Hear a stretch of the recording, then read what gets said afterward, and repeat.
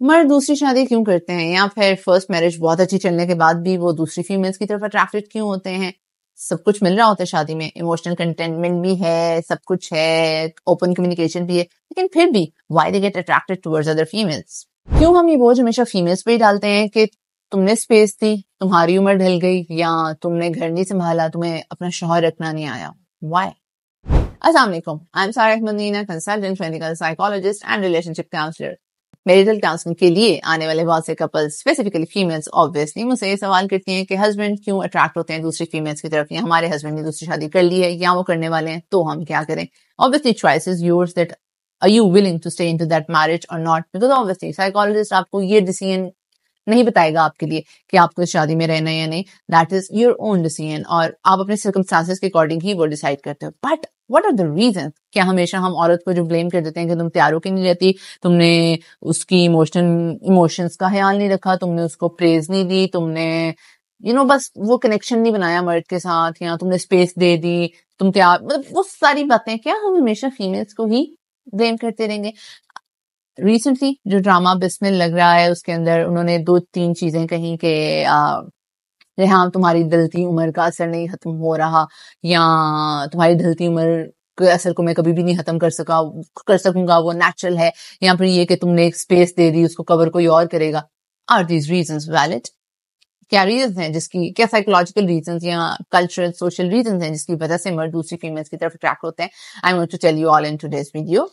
Unfulfilled emotional needs, जब एक intimate connection में कमी आती है ना, तो they have that desire to get that satisfaction from somewhere else. अब उनको वो जहां से भी मिलती है, they gain that because they have that internal struggle कि उनको वैलिडेट किया जाए, उनको समझा जाए, उनको अप्रिशिएट किया जाए, कोई उनको परखे, कोई उनको जाने। तो इसके लिए वो कुछ भी कर सकते हैं। लाइक कुछ भी से मुराद यही है कि अपनी इमोशनल फुलफिलमेंट को या अपनी इमोशनल कंटेंटमेंट को पूरा करने के लिए they will look for other options.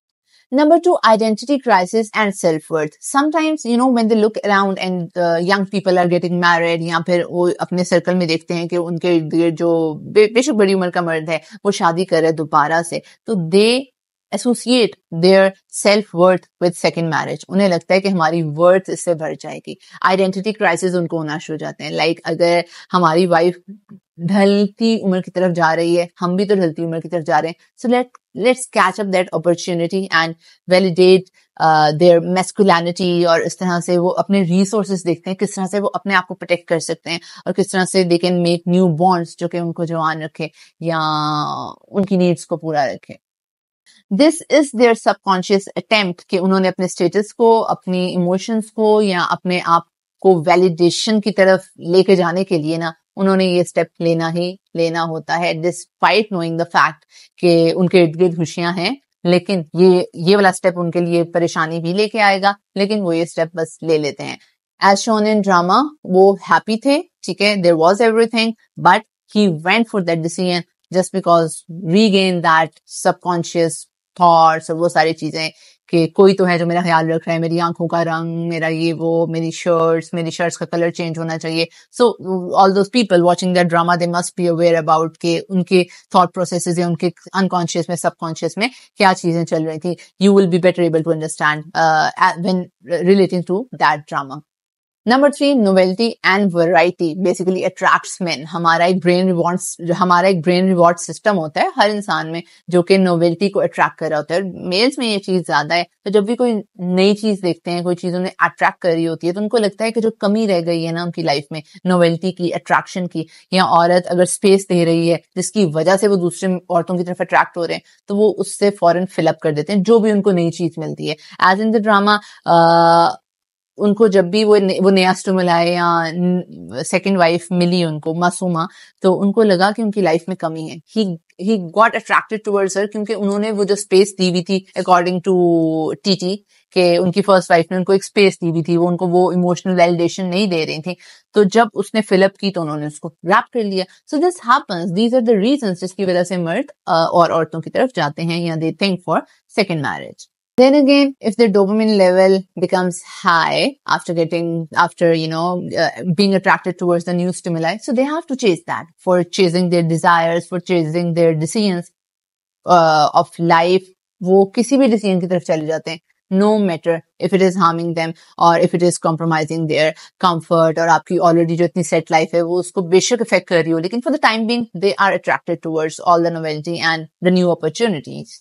Next life transition और उसके फेयर्स, हमें लगता है औरतों को ही ढलती उम्र का फेयर होता है, मर्दों को भी बहुत ज्यादा होता है। उनको लग रहा होता है जब औरत, जैसे मैंने पहले भी वीडियो में बताया कि औरत जब ढलती उम्र की तरफ जा रही है और वो अपनी एक दिलकशी, I don't know if I am using the right Urdu, अपना वो दिलकशपन थोड़ा सा खो रहा है औरत का, तो क्यों ना मैं इसको रीगेन कर लूं, क्यों ना मैं इसको एक नई लुक दूं, क्यों ना मैं इसको रीफॉर्मुलेट करूं, मैं इसको एक अपॉर्चुनिटी के तौर पे देता हूं that this will make me more young.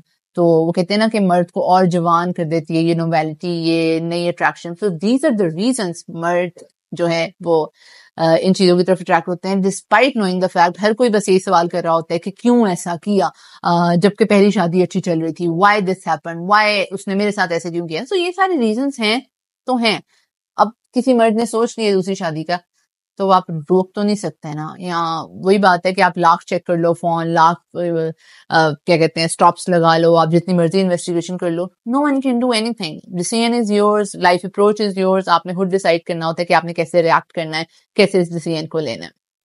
Last, they have this dissociation between satisfaction and contentment.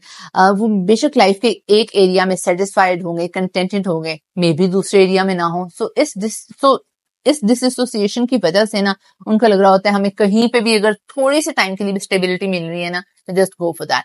सो ये सारे रीजन हैं। कुछ साइकोलॉजिकल पर्सपेक्टिव मैंने आपको बता दिया, उसके अलावा बड़े कल्चरल फैक्टर्स, सोशल फैक्टर्स होते हैं। कुछ फैमिली में वैसे ही रिवाज होता है कि नहीं, फॉर कुछ कल्चर्स में होता है, कभी ये चीजें इतनी प्रेवलेंट होती है, कभी हम किसी से अट्रैक्ट होकर कर लेते हैं। हालांकि इस ड्रामे में भी ये था कि उसके दोस्त ने या किसी जानने वाले ने शादी की थी दूसरी, उनका बेटा सिर्फ खबर सुन के ही डिप्रेस हो गया था। डिस्पाइट नोइंग दिस फैक्ट उन्होंने फिर भी ये कर ली कि दे आर हैप्पी, उनका बेटा इस चीज से बहुत ज्यादा सफर करेगा। सो कोई इस तरह के हालात नहीं है, कोई इस तरह की स्ट्रैटेजीज नहीं है कि हम बिल्कुल मर्द को पहले से ही रोक लें। But yes, marital counselling sessions are miraculous.